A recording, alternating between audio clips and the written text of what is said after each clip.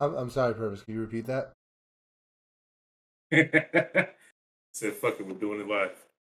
Oh, hello, everybody. Welcome to the Unpaid Nobody's podcast. Purvis, how are you? How's your week? We're big vibing, still out of school on summer break. Yeah, A short little summer break, and I actually feel at peace. yeah, that's great. But most importantly, how do you feel? Man, another week. It's an important week, but And why is this an important week, sir? shut the fuck up, Purvis. I turned 30. I turned 30 in like 5 hours. This is a big deal. At time of recording, when you hear this, I will have been 30 or not. I might not make it. I guess.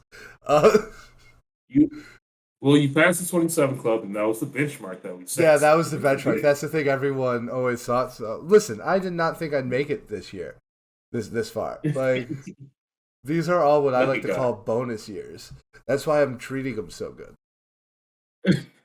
You're starting to clean up all your loose ends. Yeah, absolutely. And then Merry Kendrick Eve. Yes, it Yeah. is a Mary Kendrick Eve. This is the last time you will hear me, and I won't be unbearable. Yeah, we're gonna be really Like annoyed you'd be able to for the tolerate me next. now, but afterwards, yeah. How many podcasts in a row do you think we're gonna go with talking about Kendrick Lamar? We had to put a cut on next week at the most. That'll be three in a row. like, But like, not necessarily like main topics, but like, oh, this is gonna have a longer yeah, effect than like the Kanye was at the beginning of the podcast. I think. yeah, oh yeah, Like, oh, Kanye's in this week. No, Kendrick's yeah, gonna be in this week every week. yeah. This is gonna be, yeah. We're kind of doing a Kendrick trilogy because next week we're gonna do a breakdown of Mr. Morale and the Big Stepper. Man, I can't wait. I'm so excited. I'm so Man, excited. what else is there to say now? Like we don't have Um, we don't have a track list.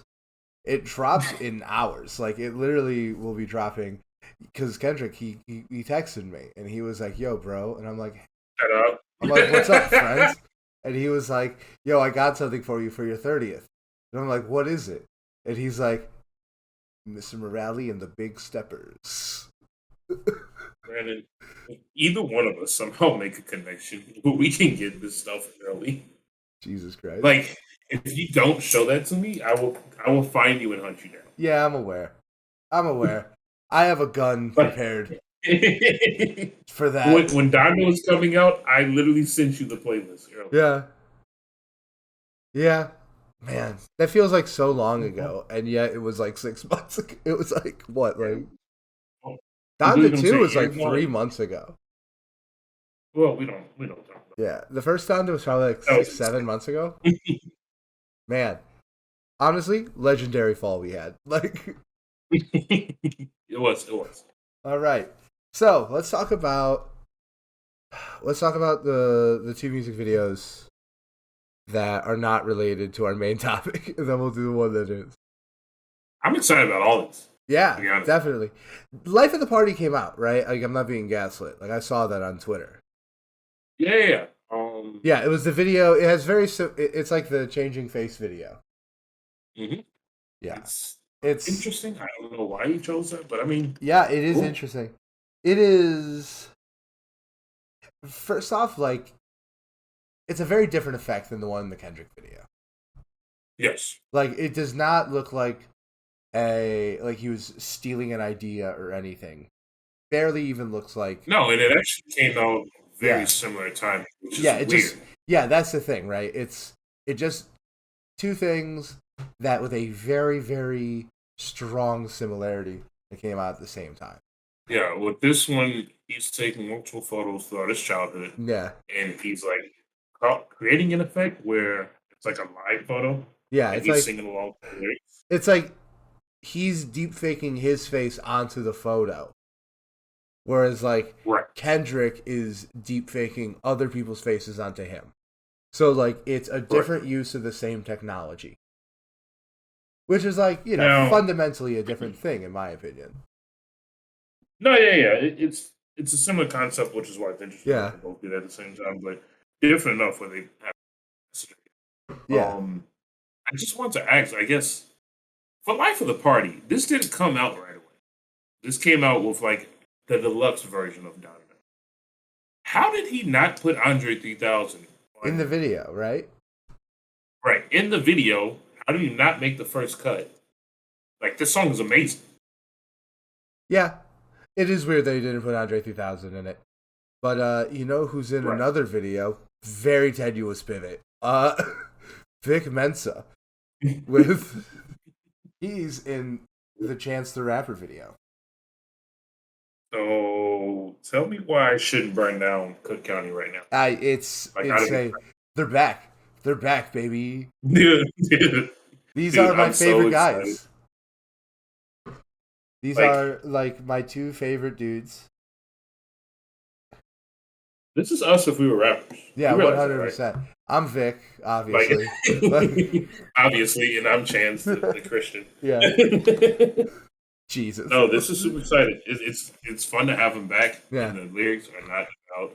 Yeah, I saw the little bit, and it was great. Like, it was like a really good like little snippet.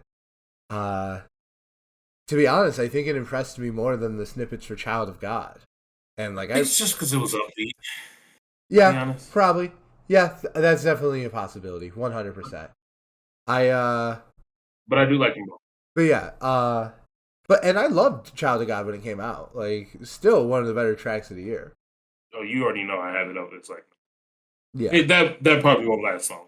Yeah, it's it's a hell of a year already.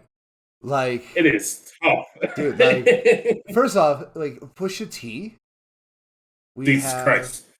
Fucking The Weeknd. We've had so many. We had a Dreamville release. Yeah. We had Future's release. Which, by the way, I've gone back a couple times. It is surprisingly like good. You know, like, it's easy to listen to. The consensus is that it's definitely a better Future album than most of them. Right. Yeah, like, I feel like every time I listen to a new Future, it's like, okay, I'm here for the vibes. Like, we know that. Yeah. But like some of the lyrics are actually pretty well done. I don't know if I've heard that per se, but I've heard that this is one of his better albums for sure.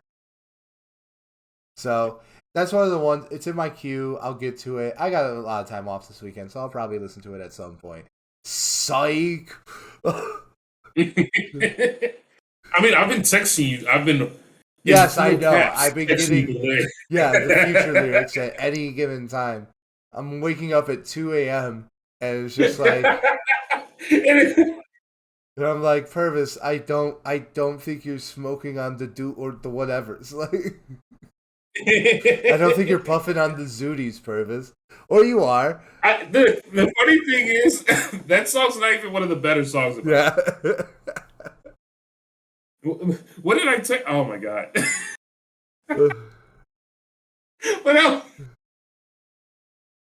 When I text you, and I was like, "Next time you're having sex, you need to do the chorus of this Future song." Yeah, and I promise you're gonna love it. Yeah, no, that's just wrong. That's just not correct. That's not true. Oh my god. Look, man. All right, just gotta try to use it. So let's get to the video everyone's been talking about. It's dominated the week. So Kendrick dropped the video for the Heart Part 5. As like the tradition, the week before he drops his album, he drops a Heart single. And this one came with a video, and it's a striking one. It's a doozy. What do you want to start? Do you want to start on the actual song or on the video? Let's start with the song. So my first thing is like I saw it with the video, just because like when I was on my computer when it dropped, and I just saw the video. So like, why wouldn't you just watch it with the video? And I think I saw like a text, like a tweet or something. I think from Denzel Curry, who was like, "I just watched the video, mind blown, mind blown, mind blown." I'm like, okay, time to watch. Like, right. My first thing is that like for an experience that was like just so visual, the song holds up on its own very well. I've been listening to it constantly this week. Yeah, he came like right off the jump with some very like deep, meaningful lyrics. Yeah. It's like again, I mean, all of his albums are very insightful. Yeah. Larger message to them. Yeah. But I'm glad that. Sorry. No, that's his brand. Like that's just who he is. Like at this point, like he can't help it. You know, and another thing is just because like Kendrick has dominated, like even like the memes are about Kendrick fans and the release and everything. And like I do think there is like some genuine, almost like elitism of like people who are like, oh, I like this because it has this deeper message. When like there's plenty of good music out there that's not as deep. I mean, we just talked about Future. All right, I'm gonna let that slide. Yeah. Are you comparing Future and Kendrick Lamar in lyrical quality? Hold up, I'm gonna turn this car around. Purvis, explain yourself. I'm not. I'm not. See, no, you shooting down Future. That alone, I can defend. No, I'm not comparing the Kendrick. It's not even. It's not even in the same. You just said I'm not so many times. It makes me think you are. Like, it's like when someone gets a flag in football and they put their hands in the air, and it's like, oh, now I know you did that shit. Look, I swear, I'm just putting extra emphasis to clear up my name. Crazy. No, Future does not have any comparison in any way. Yeah. Whether it be lyricsy, whatever. I'm not gonna go down that road. So anyway. So what was your experience with the video for The Heart Part 5? So I'll be honest, when I first heard the song, it was also due to the music video, because when it dropped, I didn't normally I'm the first person to kind of like realize stuff, but you texted me and you was like, yo, you need to stop whatever you're doing. So I watched the video, and at the beginning there's no deep face like animation or anything like that, or no kind of effects. And what I loved about the song is like him immediately jumping into culture and religion. Just because some of the verses like really impactful, it portrays a really good image. And I feel like something I've been talking about my dad more recently, culture, is how like, wow, this took an immediately deeper turn. Just like culture in general, like the Black community sometimes can be portrayed as a negative image, where like culture can get in the way of various other things. Because sometimes there's like a deeper culture that like is embedded within some of the communities to kind of keep each other down in a way. And so it's very interesting that like I was talking with my dad about this stuff more in like a religious aspect, and how like sometimes religion can get in the, or culture can get in the way of like religion, but I won't go down that route. But very interesting that like Kendrick is immediately coming out with something, and speaking about how like culture can be really messed up. It can create a really bad image, and we just kind of assume it as normal. We just kind of accept it because it's quote unquote the culture. Yeah. But he also takes it in a better light, where it's like, okay, I do this for my culture. Like he's trying to improve the community and stuff. Yeah. So that immediately was like dope. I mean, I just can't even begin to talk about it at that level, but yeah. I liked when he switched faces. Yes. So here's my experience, right? So he does his first verse, I'm watching it, and I'm like, wow, this song's really, really good. I wonder if people are just saying his mind, like, it's mind blowing because the song's really good. Right? So then I go to smoke weed, and I'm like, thank you for clearing that up.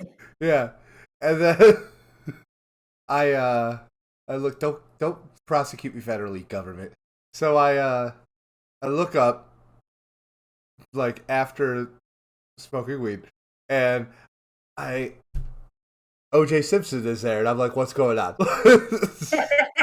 Like, what did I miss? Like, so yeah, that's the thing. He goes for a whole verse before he hits the chorus. The chorus is when he hits the first change. Yeah. So like, I went through the whole verse where I'm like, okay, Yeah, you think okay. it's just The mind chorus blowing comes because up. the song, and Right. no, and then it's like, and then he takes on Five Faces, right? It's OJ OJ Simpson. Then he Simpson, goes to Kanye.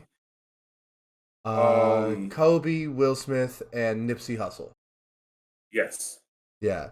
Jesus. The thing I've been meaning to Um, check, but every time I I've just been so busy I haven't been able to watch the video a second time, is I wonder if when he does the Will Smith deepfake, I wonder if he cusses at all.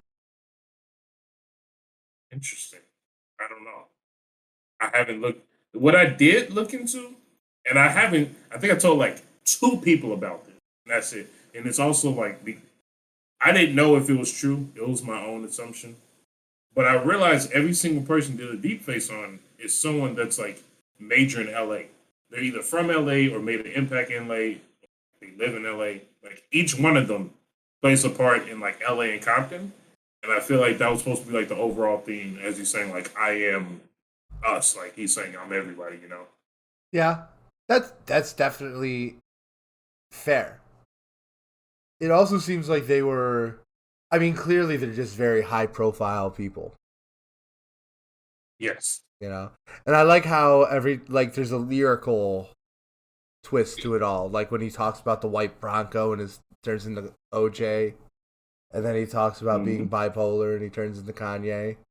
Like, Yep. I so mean, the entire last verse is supposed to be in the perspective of Nipsey Hussle, which is when he changed his face. yeah, So that was super dope too. it's insane. It's man, like He's the most talented artist in our. I don't care. I'm just gonna say it. it's impossible to say anyone else. It's not even close. I won't say that, but he's good. There's an argument that it's not even close. Oh my god! I mean, there's Kanye, there's Frank Ocean. There are other like artists that I think are clearly like within spitting distance of Kendrick talent wise, but it was just I just think, man, he just has never missed like, and he's put out, and he's also put out way more music than Frank Ocean. Like that's what I was gonna say. He hasn't. Frank Ocean hasn't missed, but he's only put out so much music. Kanye has missed. Yeah, Kanye has officially missed at least twice. Right. So, no, yeah, this is the most like perfected person that I can think of. Right? Yeah, because like I wouldn't say Cole is, but like Cole isn't as high quality. I'm not going to say that. I think Cole's early but stuff. But it's not J. Cole. I think Cole's early stuff wasn't as immediately bulletproof as Kendrick's. I think he has grown into that comparison very well, but I do think like early on the gap between their quality was much bigger. And like, yeah, I can't think of another artist that just has hit it out of the park that well, because like maybe like has Mac Miller missed? Would you say he's missed? No, I mean, it's hard to say because Mac Miller's stuff gets like real. It gets kind of like artsy, like a little artsy fartsy. So while personally, no, I don't think he's ever missed. It's also not. Yeah, but the thing is that some of his stuff that like it hit at the time, like specifically that Best Day Ever mixtape and Blue Slide Park, like that stuff hit really hot at the time, but I just don't think it holds up as well. Okay, that is a good point because I can listen to any Kendrick album at any point. Yeah, like they just haven't held up to the same degree as Kendrick. Don't get me wrong, I think like plenty of Mac's early stuff does hold up to some degree, but just my opinion, not nearly to the degree of Kendrick. And like the one I want to say is like Run the Jewels, because like they put out 4 albums, all of them are beloved, but then they have entire careers before that where they were low-key slept on. So like I don't think they even qualify. Yeah. So like even in just saying it out loud, it immediately disqualifies. God, I cannot wait. How many hours is it? This is tough. Dude, I feel like Brandon, I don't know. I feel like I remember like 10 years ago this month, I stood in line for 4 hours to see the first Avengers movie. And like that's what I feel like right now. Like That was 10 years ago? 10 years ago this last week. Wow. Not Yeah, even like Iron Man, like Jesus. the Avengers. Like Okay, sorry. yeah, it's Just had a moment. yeah, dude, I was already out of high school. I was 20 years old. Like, Bruh, I was 15. yeah, I was going into high school. man, to go to high school with the MCU. I had The Dark Knight. The Dark Knight came out when I was in high school. That's pretty good. You can't play. Yeah. All right, let's talk about Young Thug and Gunna. Yeah. They're catching charges. 56 counts? Yeah, 56 counts or something? What do you know about Something ridiculously high? What do you know about RICO charges? To be honest, a week ago, never even heard of it. Like, I'm not even gonna lie. Never heard of it. I did eventually go and look into it. It was a very broad description because apparently Georgia has They have a very state version. Yeah. Right. Yeah. There's like a federal. There's a federal, and version, then there's also a local version. Exactly. So it's a. Sorry, what? Finish what you're saying. Oh, I was gonna say I know it's involving around like drugs, guns, murder, prostitution, things of that nature. If they can, excuse me, if they can prove one or two of these things or whatever, it basically qualifies. And like all the evidence is pretty much showing like, no, they got these niggas for real. Yeah. Yeah, that you got it, right? RICO just means that like it was to take down organized crime and the mob. And basically it's like if they can prove that you're working together and like, you know, these people equally benefit from this crime, it doesn't matter that they didn't do it. So, I mean, RICO is something I don't really know as much about, so I'm not going to say as much. But it is kind of interesting seeing this thing that is I've learned mostly about like through like mob movies and studying like mob history because like you know I come from that shit. Like, yeah, like well, just like the community, not like my family. Like we're not criminals. Like my dad was literally a police officer. Like quite the opposite of the criminal. Yeah, but like it's just the community.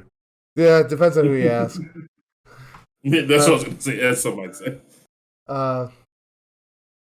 And just, you know, RICO is what they use to take down the old school mobsters. Interesting. So, seeing that juxtaposed against, you know, YSL, it's pretty interesting. Pretty interesting moment.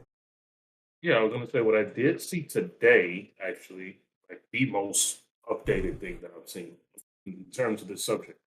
Metro Boomin posted on Twitter, and he was saying YSL, a gang, YSL is an LLC that was created to help support the community, which I didn't even know was an LLC, first of all, which is dope to hear. Yeah. But secondly, hopefully they can use this kind of like mindset or evidence, whatever you want to say, to like prove that they're not guilty. But also heard that they're going to be using like lyrics against them, which is so stupid, but you know, it is. I'm like pretty certain. So one, okay, I'm just going to say this. This is one of my out there opinions. There's no difference between an LLC and a gang. Fair enough. There's like literally I have no complaints against them. Like LLCs are just used by white collar criminals to dodge culpability. Like the fact that YSL is a corporation makes me think they're more likely to be doing crime, not less. Okay, that's fair.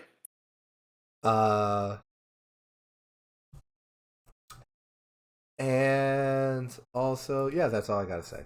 I forgot the other thing. It's wild that you say that because, like, I remember watching an interview. I remember watching an interview from Waka Flocka, and he was saying like, "This is him older, by the way. This is past the this is not Grove Street this is party not phase. Flockavelli." Yeah, man, I missed that phase. Dude, that album is Man. incredible. Like, Man. Like, don't get me started. dude, Hard in the Paint. Hard in the Paint. Dude, I could kill a small village. Give me Look, two if mango Kendrick wasn't monsters. dropping this weekend, I would be listening to some Waka. Fuck Kendrick. This is Waka season now. Yeah, Mr. Flocka and the big steppers. Jesus Christ. But anyway, I was watching an interview. This is much older Flocka. And he was saying that like anyone that's in the game right now needs to learn the business, and like the first thing he said was like they need to open an LLC. Because you can make out loans to an LLC, you can do things outside of your name that like won't actually harm you. And he was saying like this is what like the leaders of America be doing, and people don't really like realize that. So it's very interesting that you're basically saying LLC is a game. Yeah. Yeah, that's basically all it is. Like, it's a legal framework because like it's relatively expensive to become an LLC. Not like, hundreds of thousands of dollars, but I'm pretty sure it's like 2,000 or 3,000. Not cheap. Okay.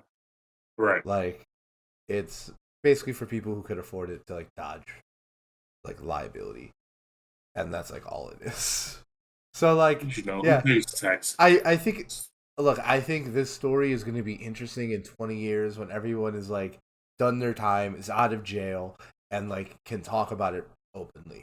Then this might turn into like some of the coolest shit ever. But like right now, it's just so obtuse, and it just looks like like the feds got these guys. I should ask them. So you go to think they're going to go to jail? I haven't really like thought about it.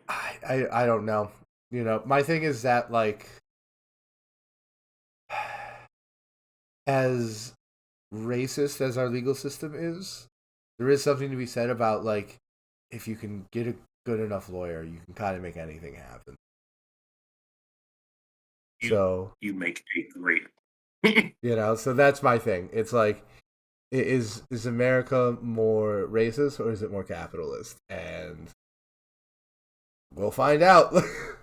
Yeah, I was about to say we gonna see. Yeah, because it really is up in the air. Like, because if they get like reduced what I think is definitely possible is like reduced sentencing and like high, going to like the white collar fucking prisons and shit. I think that's definitely possible. Okay. All right. Fair enough. Travis Scott's coming back.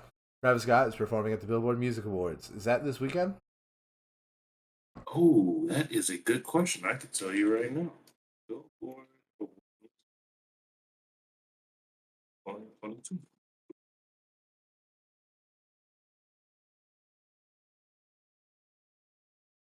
May 15th. It is this weekend.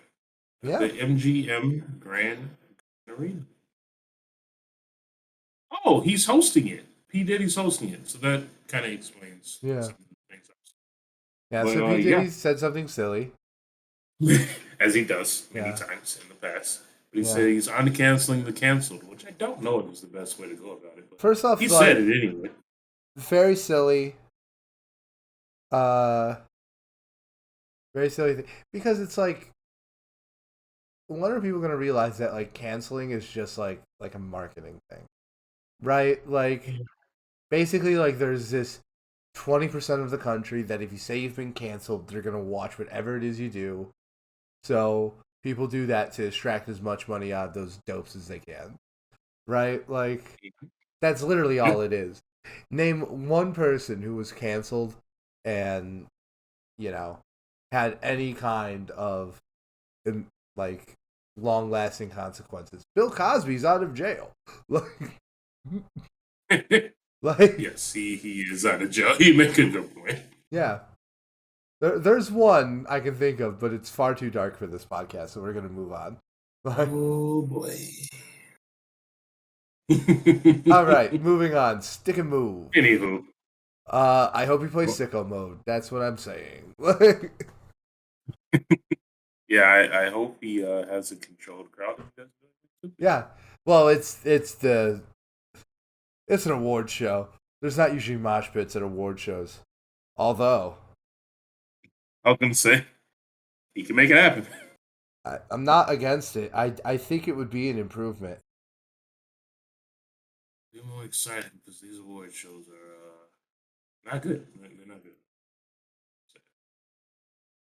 They're not entertaining. Oh my god. But Yeah. as we digress, I guess. As we digress, it's time. It's time for the second episode in our Kendrick the trilogy.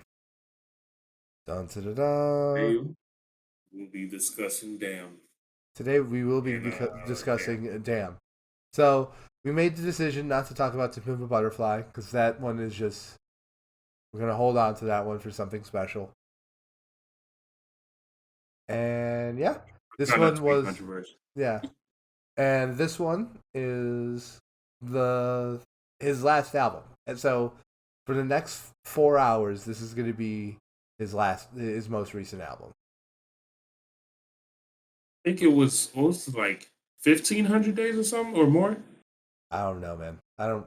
It's 5 years. 5 years and 2 months. Been in a drought.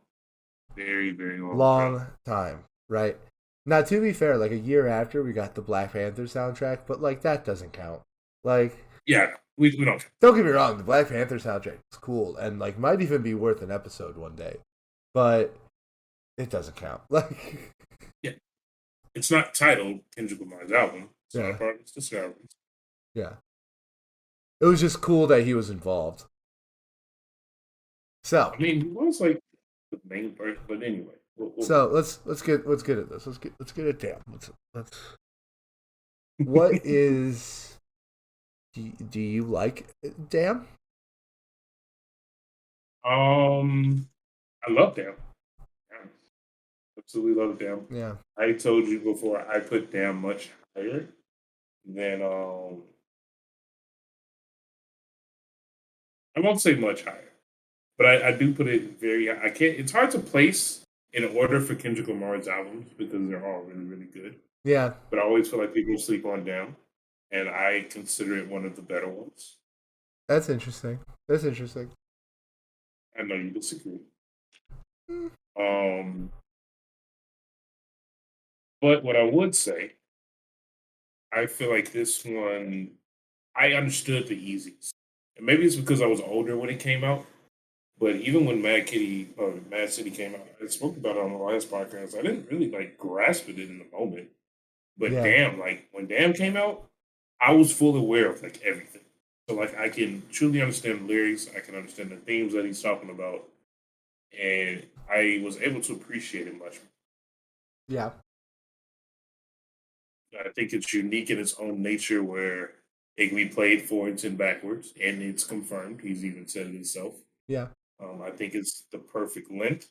It's a perfect amount of songs. I've talked about this before. The structure is amazing. And you have features like Rihanna. Where's complaint? What's your opinion on Damn? So, Damn is probably like right in the middle of my Kendrick Lamar like listing. Like if I'm ranking his albums, it's probably right in the middle. And I revisited this week when we decided we were doing it, and I listened to it straight through again for the first time in probably since quarantine. Like the songs I love from this, I listen to all the time, but listening to it straight through, I haven't done since like I had nothing to do. But so it was good to revisit it because over the years, I think I've started to like it more and more. I do. Like I think every time I listen to it, I think the connection between like the music and the ideas he's trying to get across is stronger, right? That was the issue with Damn wasn't actually anything on Damn. It was just that by comparison, and to this day, it's just true. It's just I just like I just think The Pimp a Butterfly is like a better piece of work. And on a pure surface level, I kind of would rather listen to Good Kid, Mad City. Right, that album just resonates with me a little bit stronger. Uh, Okay. but it's not that there's anything wrong with this. As time goes on, like there's a lot I really really appreciate about it. Like the thing I really appreciate about Damn is that like man, this guy started like he did Good Kid, Mad City, which was like unexpectedly deep.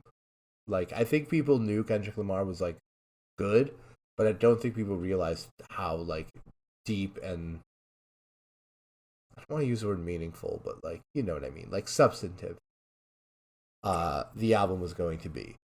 And what I liked about this is, and they did To Pimp a Butterfly, which was like As deeper. deep as you can go. It was as deep as you. It was as deep as you could go, but it was also like it wasn't something you could like play in the car as much. You know what I mean? It wasn't That's like what affected. as fun Yep. of a passive listening experience. So I Yes. really liked how in this album it's a much more like there are hits on this that hit on big ideas just as hard as Timber Butterfly. And to me, I think that is the coolest part of the album. Tracks like DNA, like Element, like Humble, that just they So like you could they bang, they just bang, and they completely they all have something to say. They all play very very well within the sequence of the album. Zero notes, right? It's just with Good Kid, Mad City, and To Pimp a Butterfly, it's like this special kind of alchemy, where it's like he put those albums together and they became more than the sum of their parts. But this one, I feel like, yeah, it all comes together beautifully, but it is ultimately just the sum of its incredible parts. There's just no magic to me. You know what I mean? okay. That's kind of how I feel about it. But I don't not love Damn. I think that's a great way of thinking about it because, like, and when you were talking about it like that, I was kind of wrapping up my own opinion on how I feel about To Pimp a Butterfly because I've mentioned it before how I don't think it's one of the best ones. I've gone back and I've changed my opinion, Yeah, but I think because at the time, like, I just really like listening to music. Like, I want to enjoy the music and I want to hear like really dope music and it's not very easy to listen to because it's so deep. It's a topic that you can't bang your head to it because that's what the music is like. But if you sit there and listen to it, it's like wait, I can't. It doesn't line up.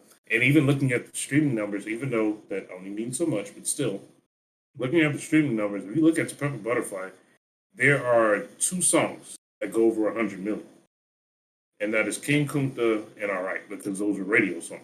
yeah, Every other song doesn't even reach 100 million, but if you look at them, every single song except for the intro because it's not an actual song yeah, goes over 100 million.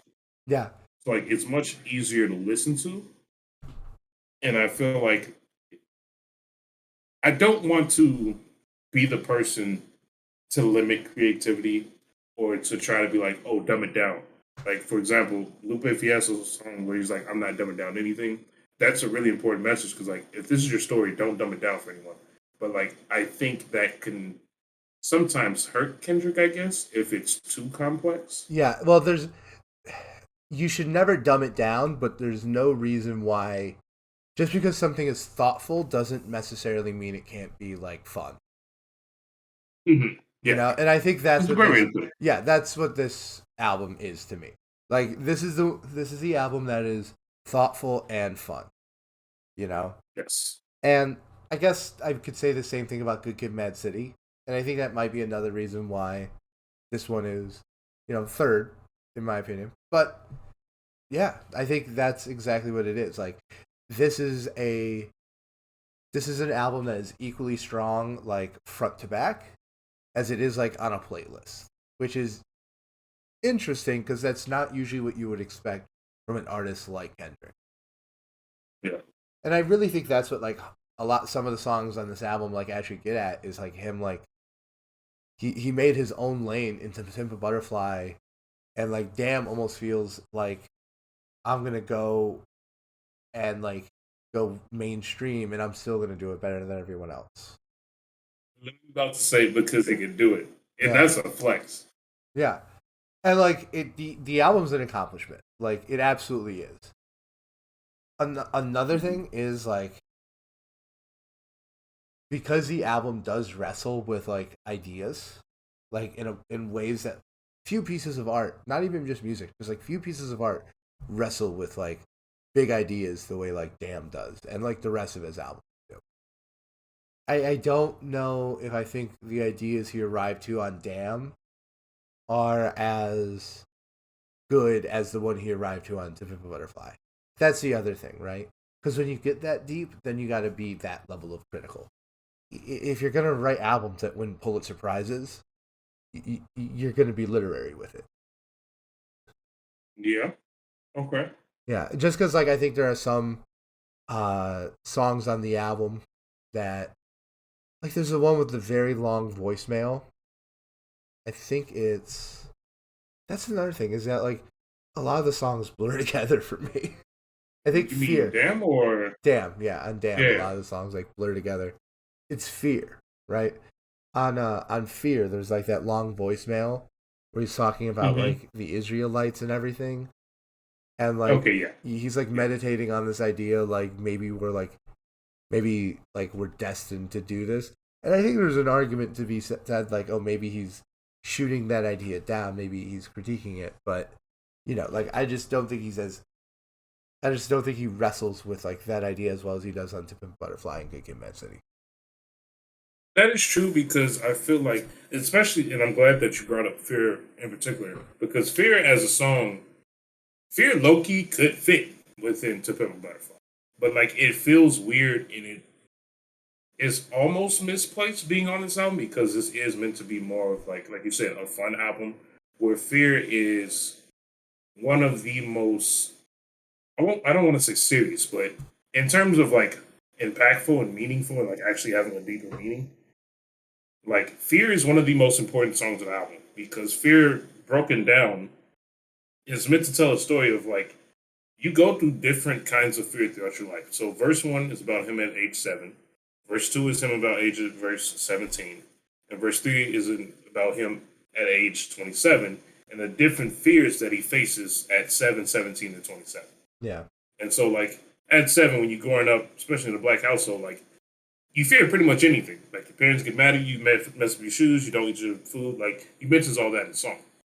And then he like jumps forward to 17 where like you could do anything and like you could die in that kind of community. He was saying like, oh, I can die for being too slow or too fast.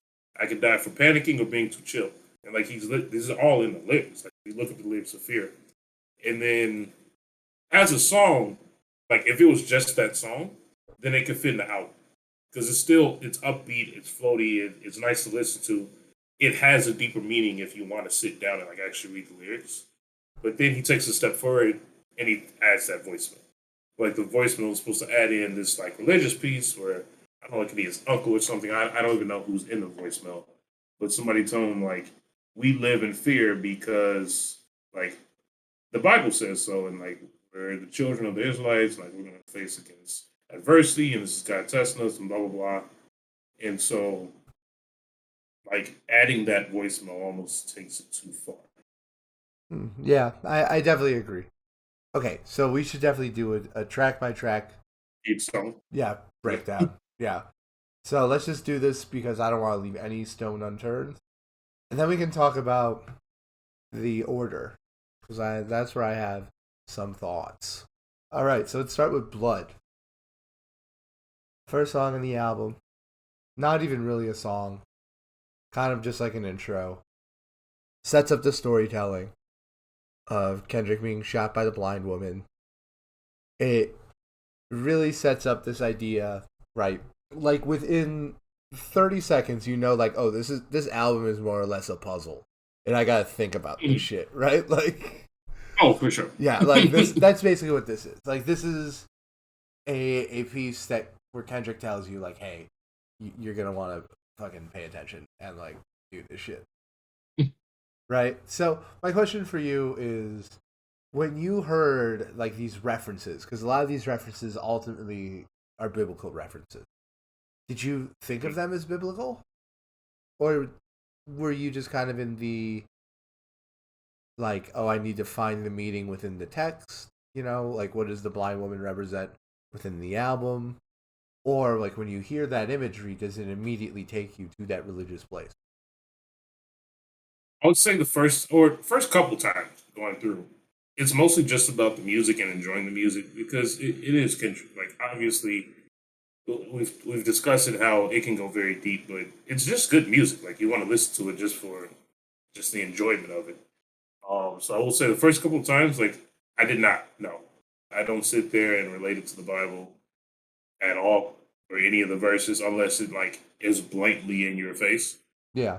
After going back a couple times and years later, like there are theories about this exact song being like about the song "Fear" that I was just discussing. Yeah. Because in the voice note, they're saying like I think it said like in the book of Deuteronomy or something like that, Yeah. where the woman is supposed to represent consequences. Like it's stuff like that where like okay, these could all tie up to religion. I can see that. Yeah. But it is kind of interesting because like this really does it acts as a legend in a map. It's like it's not like really part of the story. It's just telling you what kind of story you're gonna get going forward, Mm-hmm. right?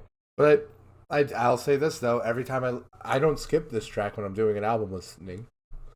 Like if I'm gonna No, listen to the thing it's straight through, important. I don't ever skip blood. Because the other It is thing a is that perfect like way to it put you in the is zone. like we say this, it's also short. I think it's like a minute long. You Yeah, know, it's it's not not like long. if this thing was like 3 minutes long, oy vey. That would have been rough. Too much. Right. No, I agree with that. Okay. And it's short and simple to the point where it is the introduction that's worth listening to because it carries over into the ending. Like the outro is this kind of like soundbite or something like that of I think It's of a Fox, famous the Fox soundbite. channel. Yeah, it's a famous soundbite of Geraldo Rivera on Fox News. Okay, so that carries over into DNA. So how do you feel about DNA? This song is perfection. Like, how can you not love every single moment of the song? So I was completely freaking out when I heard DNA because immediately the beat dropped at the beginning. Yeah. Like That just it is I got. It's like, oh my god, like like what is about to happen. And then the music video that goes along with it is so hard. yeah. Like all of it is so good. Uh, something I remember hearing a lot was people were talking about like the making of that music video, and apparently like they had an issue with like Kendrick breaking, like Right? watching like Don Cheadle like do this performance and like laughing and stuff, like not being able to stay in character. Yeah. Which like yeah, that makes sense. Like, and it really Yeah, is just I like can. it really is just like this fucking incredible like cascade of lyrics. Like this doesn't have a chorus. It's just You're right. It relentless. it literally It doesn't re- have a chorus. it reminds me of like a John Wick action scene where he's just like knife throat, kill, kill, kill, gun. Like I mean, it has a bridge that serves as the yeah, where chorus, he and the comes, bridge is the countdown. Where he's like 5, 4. which is the craziest thing ever. Now here's my question: which half do you like more? Like which beat? Ooh, man, I'm gonna go with the second half. I'm gonna go with the second half. Wow, I gotta go first. They're both incredible. Like it's an incredible song. I'm happy I have both. But Oh, 100. It's just the second half. I mean, all of it is him like screaming, yeah, but the second half is like it's like a middle finger to everybody. my God, just absolutely relentless. I wanted to ask you when you listen to DNA, how do you interpret all of it? What's the deeper meaning? I mean, there are so many meanings in it. Like, first off, like I think this is it almost feels like a sequel to Backseat Freestyle Hmm. because like it does feel like on some level it is meant just to be like relentless bars. Right. Yeah. And But so, oh, clearly like the DNA and everything has to do with like his heritage. Like oh, I get the same kind of message from that as well, where I, I found out through further research that DNA stands for Dead Nigger Association. But obviously, the DNA is, like you said, talking about the heritage and how he's either celebrating, critique it, or just kind of explaining the culture and his heritage around, like how America kind of looks at the black DNA as a, well, I don't want to say a piece of property, but I mean as an kinda. asset. Right. Literally at one point, and I'm not going to say it's completely gone, but as literally property. But it's meant to be as an asset. A lot of people, when they're celebrated in the black community, it's because they contribute something to their society, whether that be sports, music, whatever it might be. Like there's nonstop conversations. um, but I guess another thing that I noticed specifically on this song, and this is something that it ties back into the music video. We've spoken about how Kendrick Lamar has multiple personas, Yeah. and one of them is Kung Fu Kenny, and this song is him dressed up in the music video as Kung Fu Kenny, and I feel like when he is Kung Fu Kenny, you get that Backstreet freestyle where it's like bar, bar, bar, like it Yeah. is rapid fire, like you're literally doing kung fu, like you're in a fight.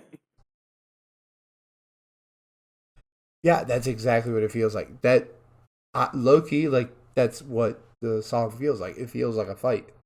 It feels just like Yeah. these perfect martial arts moves. Now, what It- is The, interesting because the music fire. you bring up the music video also like hints at the alternate play order because in the Hmm. beginning of the video you hear "Ya," which is the song that comes next. Hmm. Yeah, which is crazy because I This remember getting song this is video insane. before the album dropped. Song's insane, bro. Yeah, this song is just like it's airtight. There's literally Album. like what's wrong with it? Like nothing. 10 out of 10. Cut the check. Bro, like you know how I feel about structures of albums, and it still blows my mind. This is like one of the few albums I've ever experienced that you can listen to front to back or back to front, and like that, it's stupid. It's stupid. Yeah. I'm just gonna say it, it's stupid. All right. Let's move on to the next one. Yeah. Also, while we're on it, third one. What do you think of the naming convention? What do you mean? Like how everything is like one word, like blood, DNA, yeah, element, feel. When I first was looking at it, I thought it had to do with the seven deadly sins because there's lust here. There's also pride Pride, here. But it doesn't fully line up that way. and of course the most evil sin, DNA, Okay. and the even But most evil sin. I haven't found out if there's a deeper meaning. 'Cause they all end with periods, which is another thing that Yeah, like I haven't discovered because there's like 15 layers to everything about Kendrick that he does. there's if there is a genuine critique of Kendrick, it's that nothing he does is simple. That is correct. Some of it can be I think a whole lot of it can be appreciated on a very surface level. DNA, great example. Hmm. Like I think DNA is a perfect example of a song that has depth, has meaning, but also works perfect as just like when that shit comes on the radio, you're just like, hell yeah, keep this on. I love Right. this. Like, Yep. Go 80 down LSD. yeah. Just Ugh. But what do you what? So I remember when we got the track list for this, I thought "Yeah" was going to be the biggest banger I've ever heard. Are you just gonna be screaming "yeah" over and over? Yeah, I thought it was gonna be like "Yeah, I yeah, mean, yeah, yeah." I mean, he is kind of screaming "yeah, yeah," but Yeah, it's not but in the light that this you probably is expect. the most low key song in the album. But Yes. it's you know it seems very low key, and it's a light performance. It doesn't seem like he's doing a whole lot, but it seems intentional. You know, it doesn't seem like he's just saying the words. It seems like he's intentionally just doing it in this sing-songy, evil to do. It's almost like he's laid back. Like this is Yeah, him, like this is as just laid chilling back on the as couch. yeah, this is as laid back as you'll ever hear Kendrick. And like I'm looking at the lyrics. Like, don't get me wrong. Obviously, there's always a deeper meaning, but there's no like, oh, what's the word? Is it trigger words? There's a word for it. There's like a specific term that they use in the music industry that's like, oh, this song has, or this album has 15% complex words or something like that. But I forget what the term is. But like I'm looking at this, there's no complex like words. There's no insane Like a double entendre. right. Like I'm just Yeah. looking at it and it's very straightforward. It is supposed to be kind of like it's just his life. It's like his daily life. Yeah, Where like he's this kind one of is speaking just about go ahead. yeah, no, it's just him speaking and talking. It's very direct. It feels this one doesn't feel like him using a persona. No. This one feels Not very at all. like I mean, he opens up verse one. He's literally saying, "I'm diagnosed with real nigga conditions," and then he just talks about like his average day. yeah, Something about respecting family. Something about being with his girl, yeah, avoiding girls. About like the interviews that he has. yeah. And this one I like starts, his. Sorry, go ahead. and also in the second verse, it starts setting up like that Deuteronomy, where Mm-hmm. he calls himself an Israelite. It's just a color no more. It's only a color. It ain't facts no more. So good. Mm-hmm. I Uh, literally texted you that today. so like what he says, like my cousin called my cousin Carl Duckworth. Is Mm-hmm. that him? Is that the voicemail we get in Fear at the end of the album? Yeah, I did double check that. That is Carl Duckworth. Yeah. Was it? Yeah, that means it's his, his dad's brother's kid.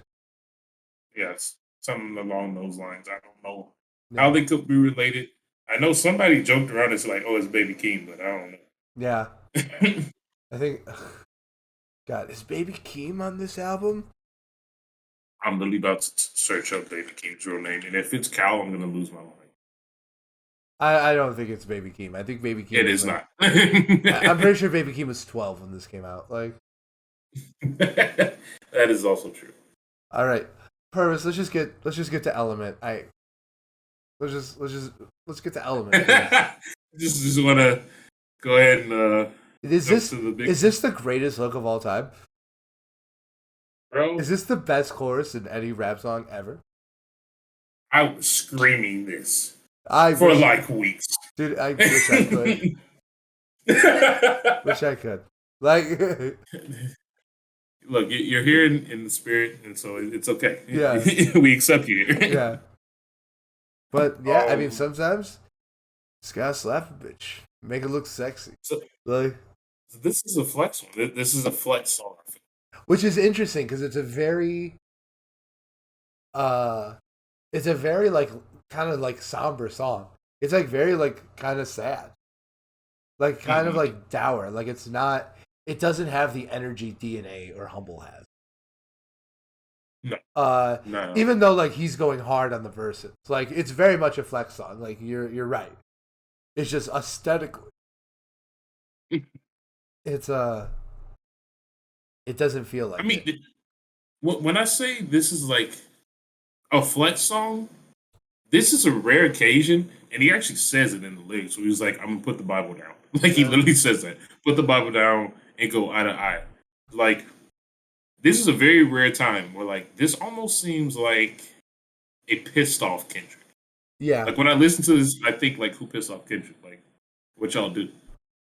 Because this whole song is literally him saying like, no, like this is me being serious. Like obviously, I am an extremely big name. I'm known worldwide. Like I have to keep up and do certain things that like keep up my image. But Yeah. like I'm still from Compton. Yeah. No, no, this definitely is one of those tracks where it just feels like, yo, I might be known as the poet, but I'm a rapper. Like, Oh yeah, for sure. I don't do it for the gram. I do it for Compton. Come on now. one of the greatest lyrics of all time. Like, come on now. I wish I could go as hard for my city as Kendrick does for Compton. Jeez. This is amazing. Yeah. No, he goes phenomenal. 10 out of 10 song. And then the beat change at the end. So good. So good. That. So, question. What do you make of the last bar in the song? In terms of the chorus, like No, the last bar in the verse.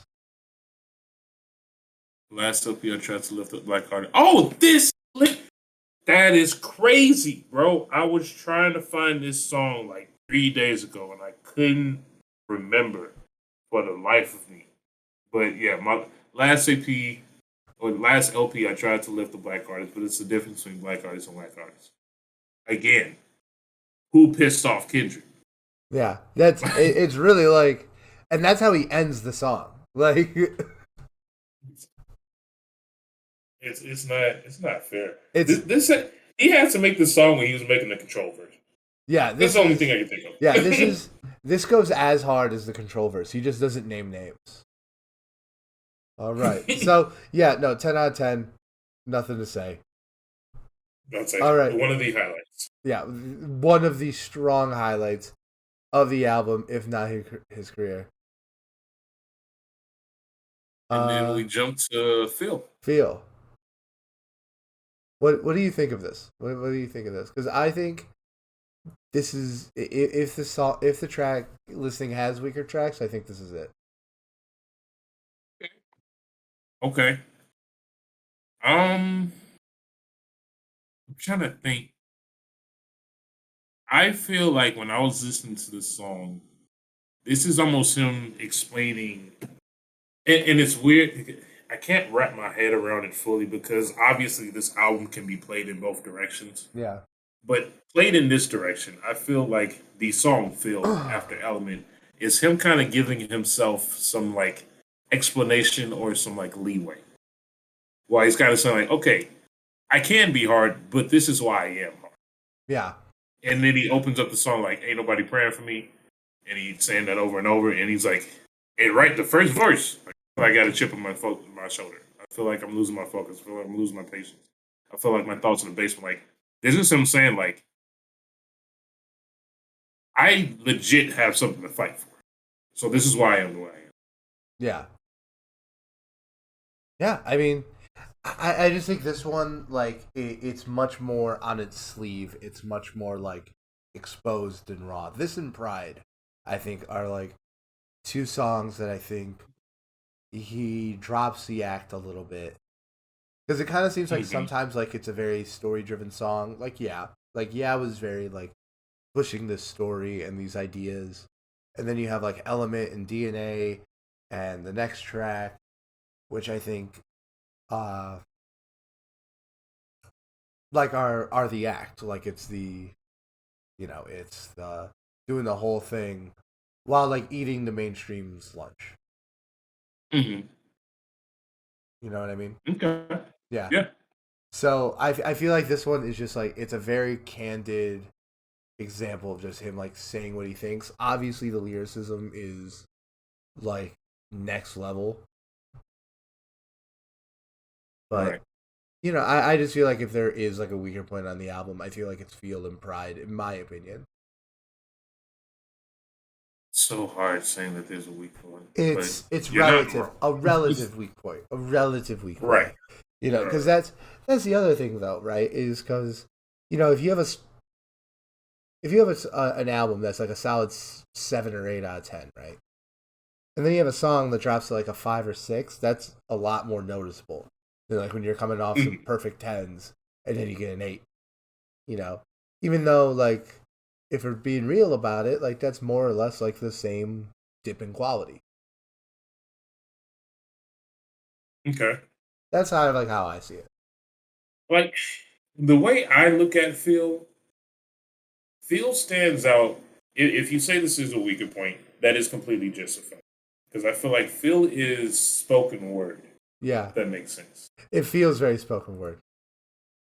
Like this is him. This is actual. Like this could be like an actual poem. In terms of like the structure, the message that he's speaking about, because a lot of it's like about deeper depression and self hate, and like the issues that he's facing. Like this is stuff that I would see in high school spoken word class. Yeah. No, I totally agree. Ugh. And then we jump to Rihanna. Yeah, now we jump to Loyalty, which is once again like him like doing the whole I can do the mainstream better than anyone else. I mean, this is a song with Rihanna. Rihanna doesn't come out often. No, she does not. She does not do a whole lot. Rihanna. So obviously the it's very straightforward, as you said. Most of the songs are just one-word titles, so you know what it's about. So besides Loyalty, what do you think this song is even about? Why do you make this song? I think it's about like I think it's about how we ultimately have a need to like define ourselves by another person, right? And like think about this, like humans are such social creatures. We require other people so much that like name one attribute that's considered as good as loyalty. Yeah. Like real talk, like if you needed a friend and you had to choose between someone who's loyal but not emotionally strong or someone who's emotionally strong but not loyal, who are you picking? Sent the loyal. Yeah, exactly. So I think that's kind of where it comes from, is this idea that the loyalty you talk about is just like the connection we all have with other people. Yes. Yeah. That's like why I keep saying like, tell me who you're loyal to. Mm-hmm. Like like a whole lot of the lyrics of this are question marks. Right. Yeah.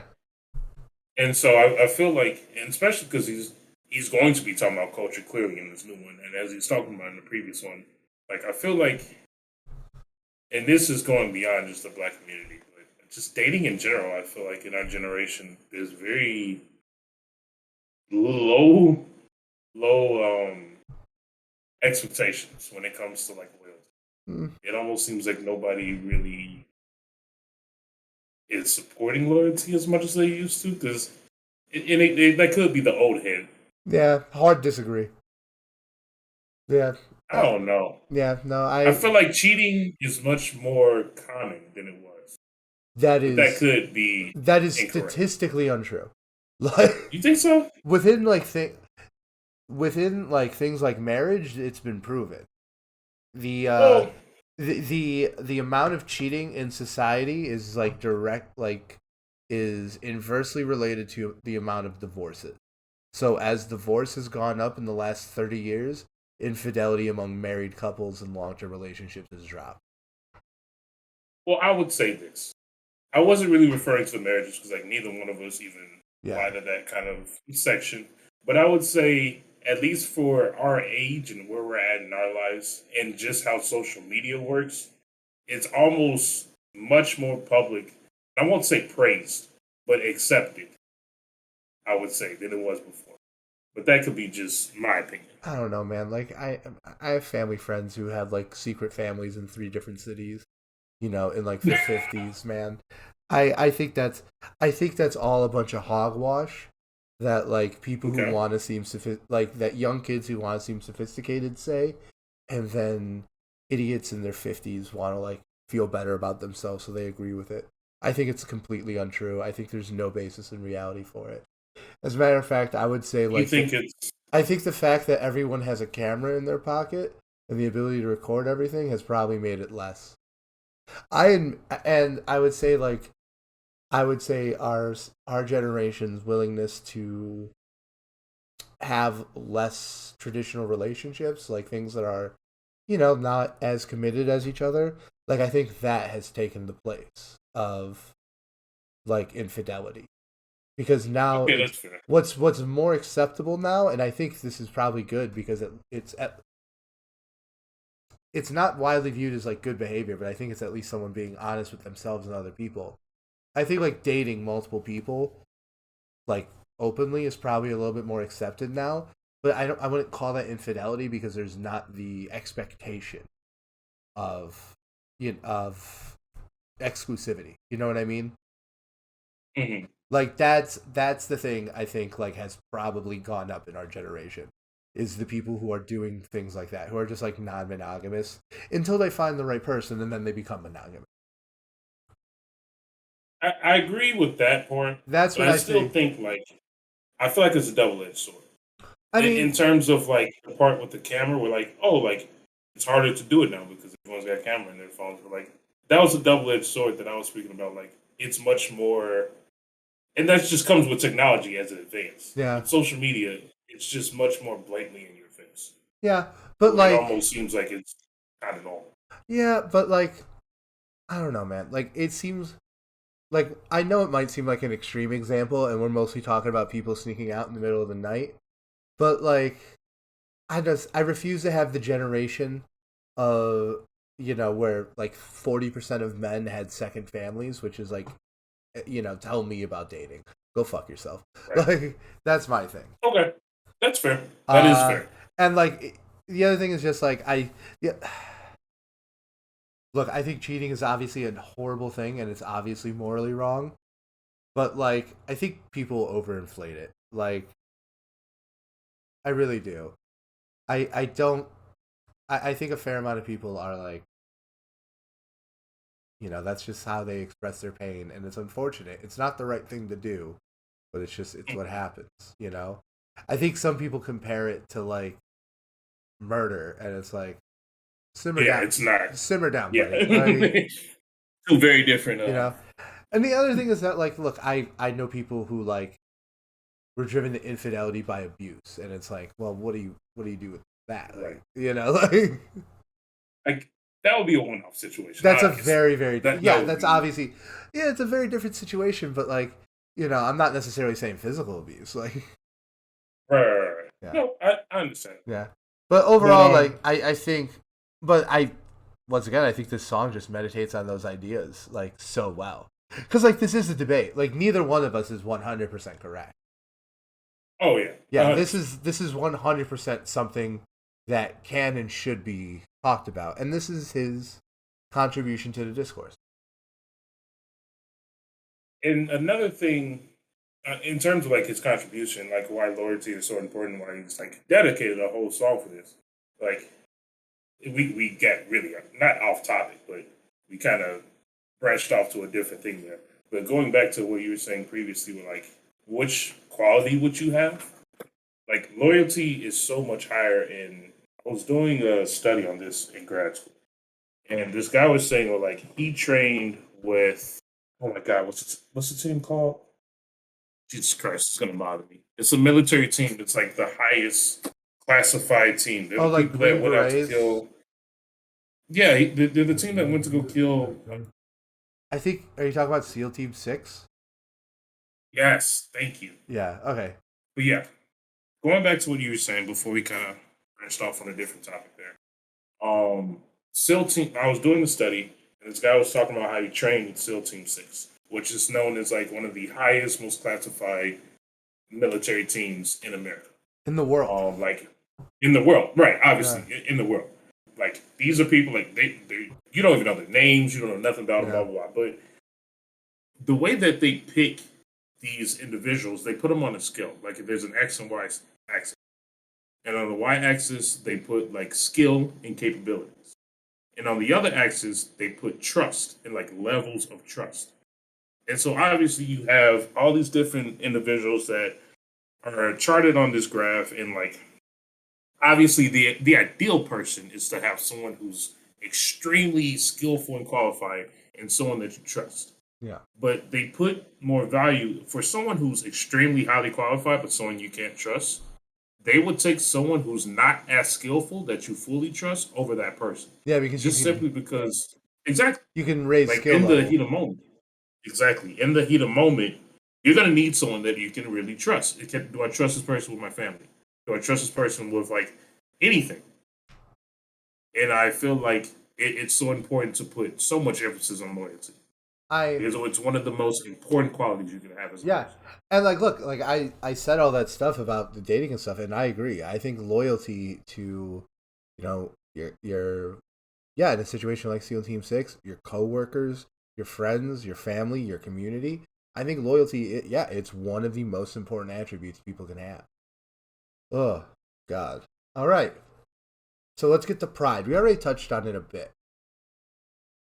Yeah, we did discuss it. Yeah, we did touch on it a bit, but let's dive in. Let's give it the good old college try. The talkie try thing.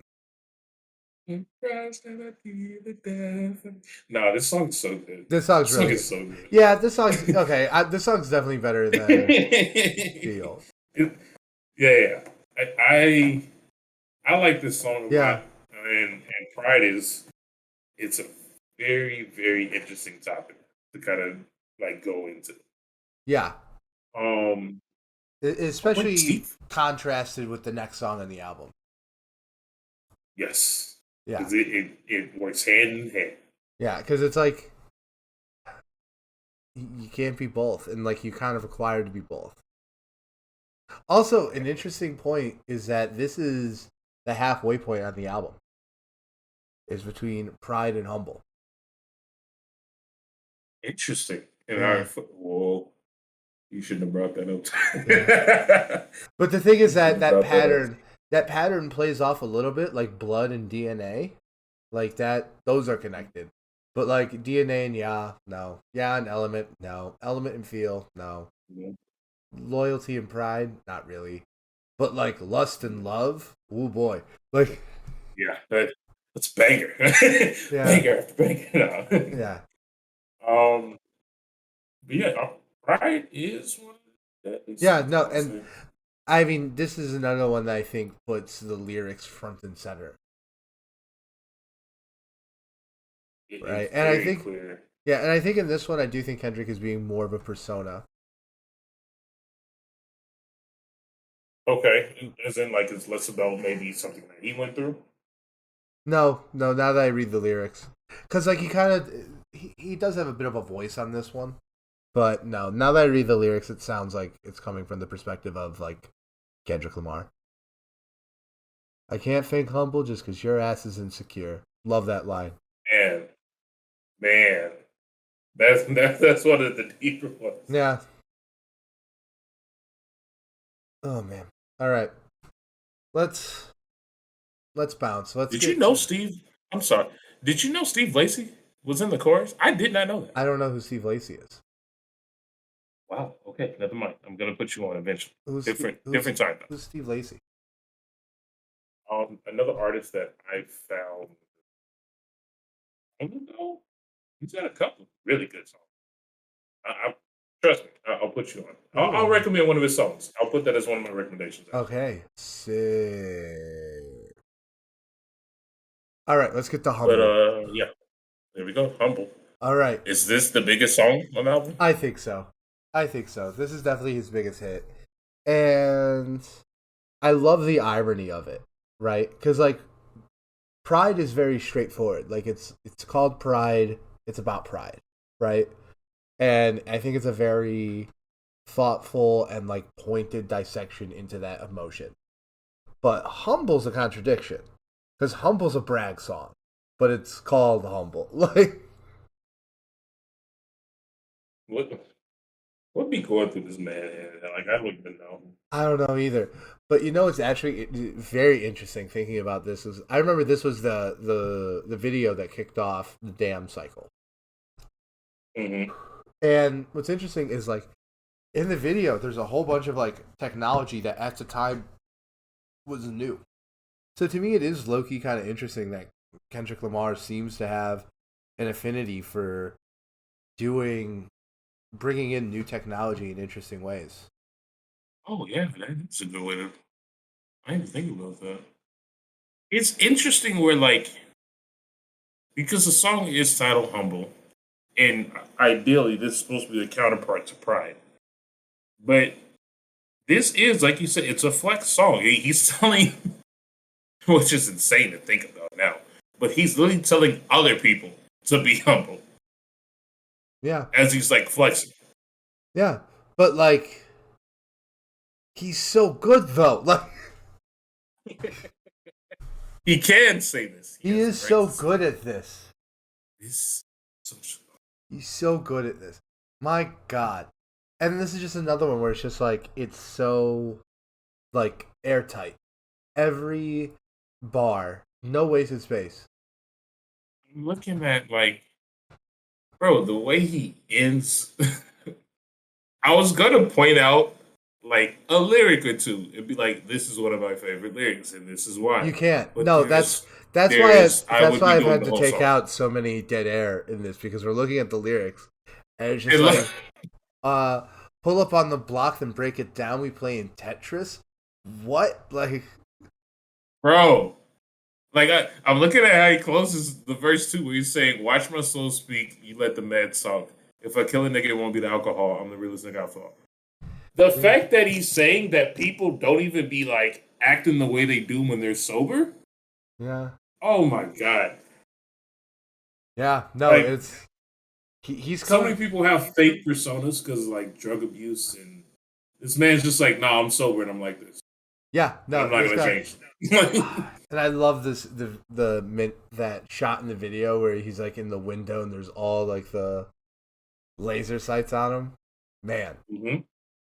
So good. He's take your best shot. He doesn't even care. Oh, it is kind of interesting that like it does just seem like he picked like these qualities, with one exception that we'll get to, but he just picked like these, these very broad, borderline biblical like things. He just made songs about them, and he just encapsulates the feelings of them perfectly. Oh yeah, 100%, 100%. Because even off of what you just said. Sorry, go ahead. Yeah, like whether it's like being ironic with humble or not, like on Lust. But go and say what you were saying.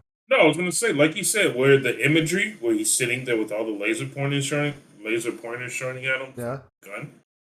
Like, because I was doing research before like we did the podcast, and I was looking up some of the meanings behind the songs because we said these do connect to verses. Yeah. And like one of the people was saying like James 4:7. The verse says, "So humble yourself before God, resist the devil, and he will flee from you." This man is literally like saying you need to humble yourself before me. Like, I don't know how he gets. I don't know how he thinks of this. Like I've said this before in other projects that we kind of discussed, but like, what actually goes in this man's head is kind of scary. It's a lot. I mean, talk about raw creativity. Couldn't be me. Yeah. All right, but let's get back to Lust. Next song in the album, and man, I love this one. This one is like one of the ones where he hits it dead on the head. Right? There's no irony. There's no anything. He be talking about some fucking. Like, yeah, no. This is actually like this could be a sex song, low key. I'm pretty sure it is. Like, yeah. Don't get me wrong. It's definitely more about like the attitude than it is like fucking. But man, I love this song, and I think the thing I like the most about it is just like the music. Like it definitely feels like he's kind of bringing back like that, like the vibes he had on To Pimp a Butterfly. Mm-hmm. You know that this feels like, bringing in that jazz, that soul, that funk kind of man. I would say Yeah, him this is singing the lyrics. yeah, It's so good. yeah. There's no issues with it. I'm sorry. This is gonna be another Yeah, guy. Oh man, yeah. just let me put But he that does like in. It's so yeah. creative. But at the end, it does like uh the bridge at the end does kind of invert it a little bit. Mhm. Yeah, I think it's interesting how it plays off the dichotomy of like lust being something that it's like a three-way tension, right? Because it's completely natural. It's like the most natural thing in the world. But in the biblical sense, it's very much a sin. And like in any Yes. kind of critical secular sense, it's certainly an emotion that while natural you want to rein in, right?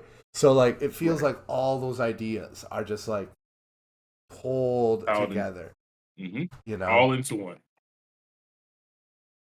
And it's interesting because he does mention it on the bridge. It's another verse. He literally says it in the song. Yeah. Like if people don't listen to these lyrics, they Yeah. will miss it. People don't listen to his lyrics when they're very overt. Remember when we talked about swimming Right. pools?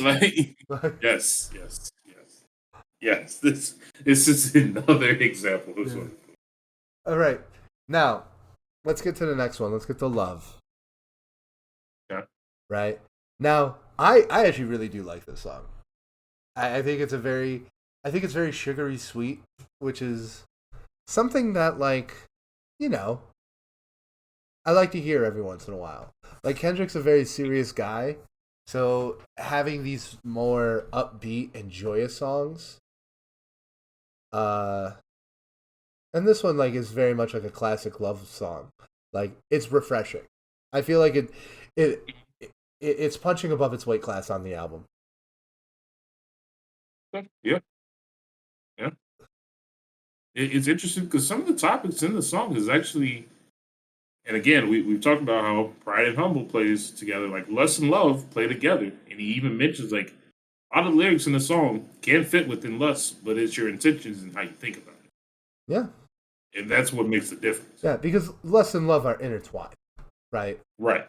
Because it's like Like you need a little bit of both in a relationship. I mean, But you certainly need some combination. I wouldn't say a little bit of both, but like, well, obviously, yes, a you combination certainly need of both. both of Like them. that's the thing, right? You need a whole lot of both. Yeah, you need. But one without the other is boring, and one without the other is destructive. Yes, exactly. But the lyrics can fit towards both lust and love, but it's the way he delivers it. Yeah, which is kind of interesting because like even in like the first verse, like you have like some lines that are very overtly sexual, but like the way they play out over the course of the verse, you can tell that they're not like shallow. You can tell that it's like it's playing with that tension between lust and love, which I think that's probably the most interesting thing, right? Is that the way he's balancing these ideas, they do seem to like stretch across the song. Yep, 100%. Yeah. Also, so what do you think of the singer Zakari? Because I haven't seen him on anything since this. Zakari? Yeah, Zakari signed to TDE, I'm pretty sure. that makes sense. Yeah, no, he's man. I gotta send you music on Zakari. I actually think, excuse me. I actually think I did the song 10 out of 10 as one of my recommendations. So I've actually mentioned Zakari on the podcast. Um, he's very slept on. He doesn't have out a lot of music, so you're not gonna find a lot if you go looking right now. Yeah. But it's all really, really good. And I actually just listened to the EP I had saved for him. It's pretty good. It's pretty good. All right. I feel like this could be an attempt to kind of bring up Zakari, but if people don't really know who it is, it ain't gonna really work. Well, speaking of interesting features, the next song on the album is XXX. I genuinely have no idea like what this means, like how the title plays into the lyrics of the song, but love the song. Oh, yeah, I have no idea. Yeah. I Yeah, have no idea if XXX means anything, love but the song. great song. And cold take because everyone agrees with it. Like the initial response of like you too, like on a Kendrick Lamar song, very weird, but it worked. There's like no, It works. there's like literally zero issues with it in We've my opinion. Like I we've think it, discussed this. It is very difficult to mix genres, and this man is yeah. someone that can do it. But this feels like, yes, I agree with that because like he certainly. It seems like you two came to play for Kendrick Lamar, not the other way around. Mhm. Yeah. And I like how I guess like you can kind of say like every verse like gets more and more intense, but Mhm. I just don't get what the meaning is on this one. Got to be honest. But song's incredible. One of my favorites on the track list. What I would say, this is, It and certainly it took me seems around to realize it. yeah, it certainly seems to be about violence. Oh yeah, it's very, very like violent. Like you can hear it in the music and the tone. This is one of the. This is a song that can also go on "To Pimp a Butterfly," in my opinion, because this is the most political song on the entire album. Like this is the one song that's actually like people have done case studies on the song. You can actually look up research about like meanings on this song compared to like the other songs. Yeah. Where this is him actually talking about like America and its political state and how it affects like him and his community. Obviously, it's a banger, Yeah. so it, it's easy to kind of nod your head and vibe out to it. But I would say this is one of the deeper, or not deeper, but more meaningful. I would say in terms of like fighting back for injustice. I agree. And like the injustice among the community. Mhm. All right. So why don't we dive into fear? Just because like we talked a lot about this one, how he starts off with the bridge from his cousin, Mhm. and then it really just talks about the fears he has. Like I feel like we're just repeating what we said with the last song. What I would say, we've discussed fears already, so we don't have to go too deep into it. Yeah. But this is one It, of the more doper songs in my opinion, just because of the structure of it. I agree. I agree with that. Like just like the structure of it all, the way it plays out. This is like the one song where like I think it's interesting. Like spoiler alert, I think like the whole backwards playthrough. I think it was kind of like people projecting, and Kendrick like leaned into it. Like I know like I question how intentional it was, but Right. this song is like to me the biggest evidence of like this was intentional. Oh yeah, 100%. Yeah, Like this is completely meaningful. yeah, this song is plot. This song is story. This is what sets it up. I think like in terms of tying to like that central idea, this one talks about fear in a way that is just so specific and unique. The song stands on its own as a listening experience. Yeah. I was gonna say, to me personally, I've kind of talked about already why I love Fear so much, but Fear is the Dying of Thirst version of this album. Exactly. It's almost cliche to say, but that's exactly what this is. Right. And it's very intentional. Like, if you want to learn about Kendrick Lamar and growing up in Compton, Yeah. this is a song that you just press play and Yeah. because it's literally how he grew up. Fear is such a big element in Yeah. his life, and how it changes as he gets older. Yeah. Now, my kind of like last word on this track though is as great as it is, because like this, I do not think this is a weak point on the album. I think this is one of the better songs. Mhm. But if this shows up like while I'm driving my car, I'm probably gonna hit skip. Like this is like just because like it's a lot. It's a lot to deal with, It's a lot. you know. Which It is is a lot. interesting because like on the track list later, it's like there's another song that is equally as story focused, feels very similar to this, but I let it play every time. All right, let's talk about your favorite subject. Okay. About the song God. God, yeah. Um, this is a flex song, but Yeah. in a better light. This is him kind of like patting himself on the shoulder, I feel like. Yeah. Well, I think this is more of like a. It's almost like hard to call it a flex song. It's almost like a celebration song because it's not. There you go. Yeah. It's not exclusive. This feels a lot like wanting to celebrate your accomplishments with people. Look what we did. Yeah, like it's. And I think the chorus is great. Yeah. No, this is probably in my top tier songs on the album. I really, really like this song. So are you coming to church tomorrow? Someday, I should say. What? No? No, I'm not going to We're church talking tomorrow. about God. No. Get this God shit away from me. Now, now tell me, what do you think of this song? Because to me, I do think this is one of the more on its surface talking about like a check-in with Kendrick Lamar. Like I don't think this song is as cryptic as Fear or Triple X. I think this is much more on his sleeve. This was a good break after having, like you said, XXX Fear back to back.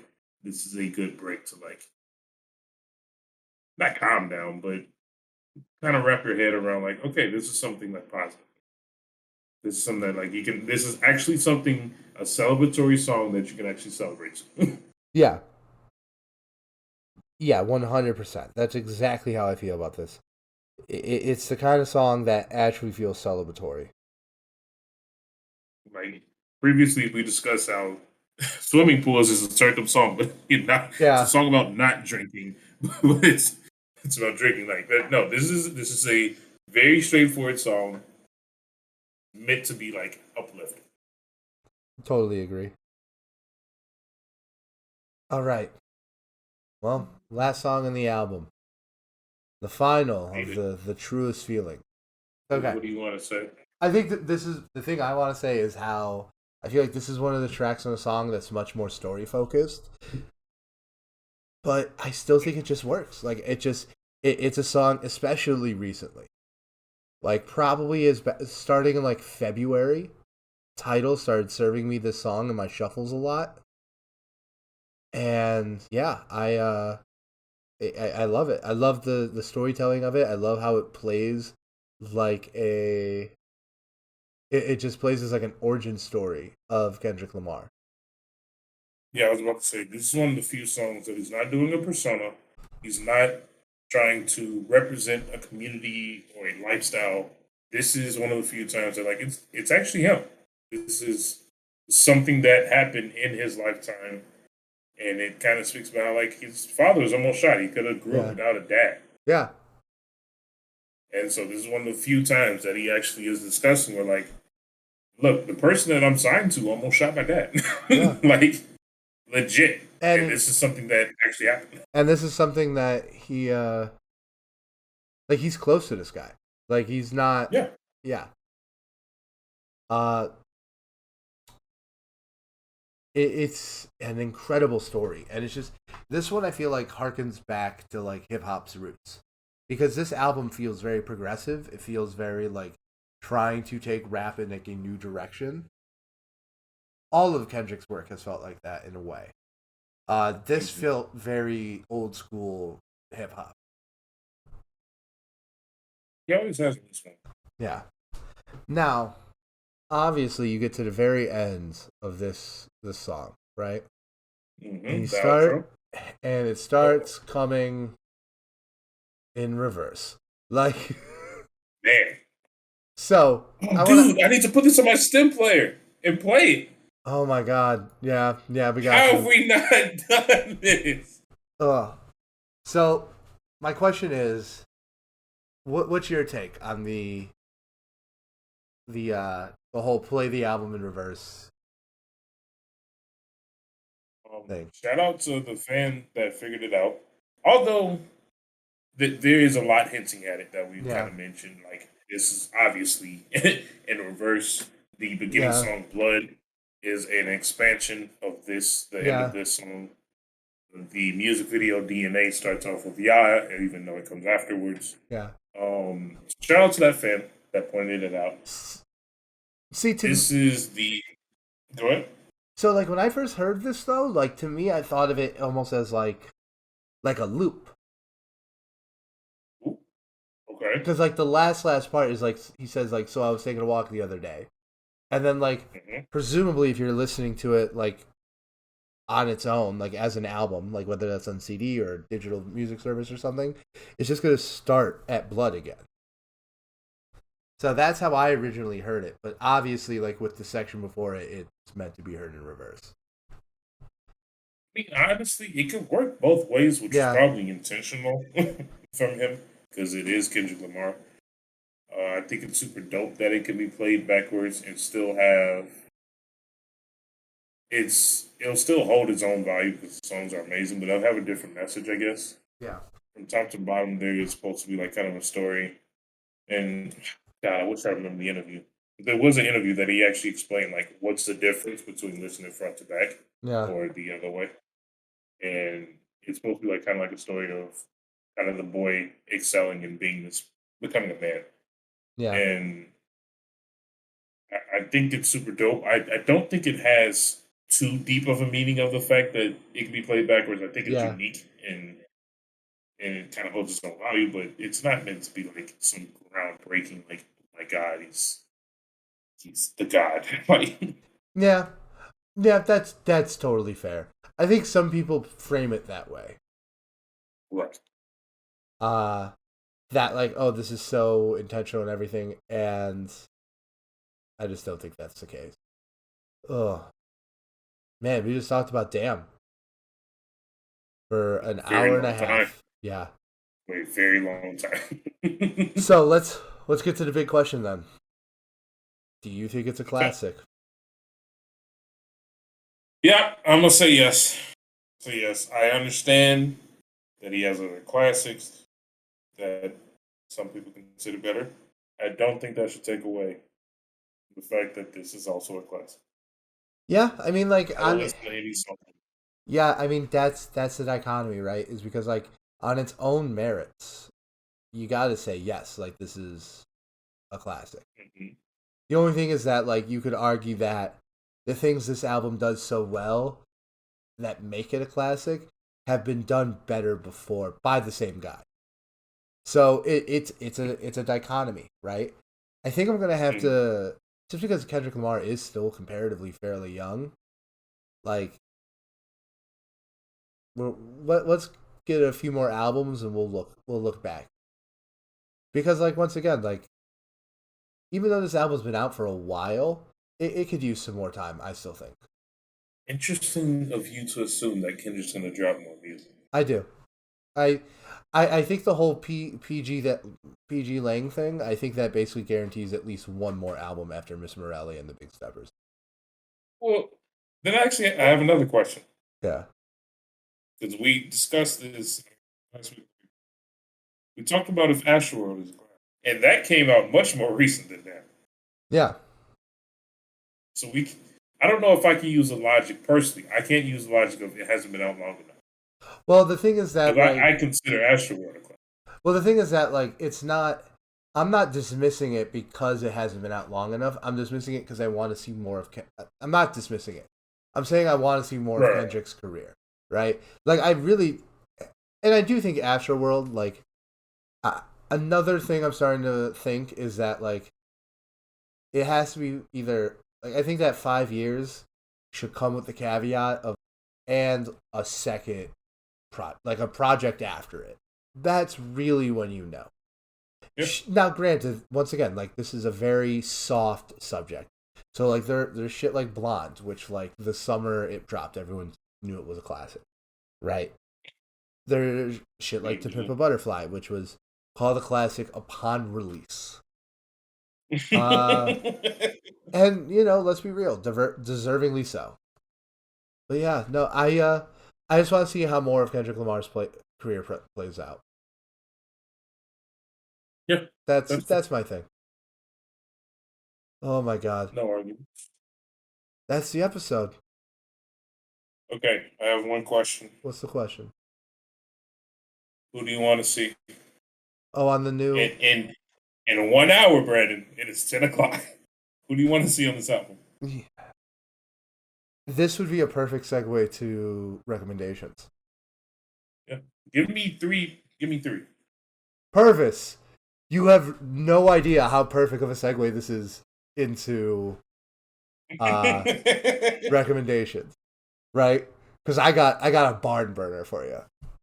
So, oh boy, okay. Okay, so the number one artist I want to see on this is very obvious. It's Killer Mike, right?